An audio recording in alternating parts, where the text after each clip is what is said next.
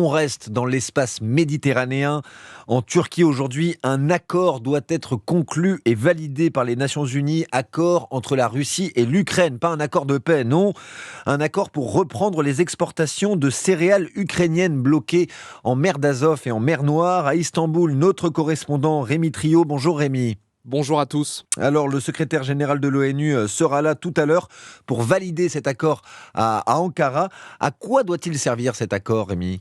Tout d'abord, à éviter une famine en Afrique dans les pays pauvres les plus dépendants du blé, du maïs et de l'huile de tournesol ukrainienne. Depuis le début de la guerre, plus de 25 millions de tonnes de céréales sont bloquées dans les ports d'Ukraine.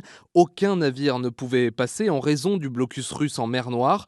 Avec cet accord, des couloirs de navigation sécurisés permettront aux céréaliers de circuler entre les côtes ukrainiennes et le détroit du Bosphore. Des opérations coordonnées par un groupe composé de représentants de l'ONU, d'Ankara, de Moscou et de Kiev depuis Istanbul. C'est aussi dans les ports turcs que seront menés les contrôles des vraquiers, une exigence russe qui veut s'assurer qu'aucune arme à destination de l'Ukraine ne se trouve sur ces bateaux. Merci Rémi Trio, correspondant d'Europe 1 à Istanbul.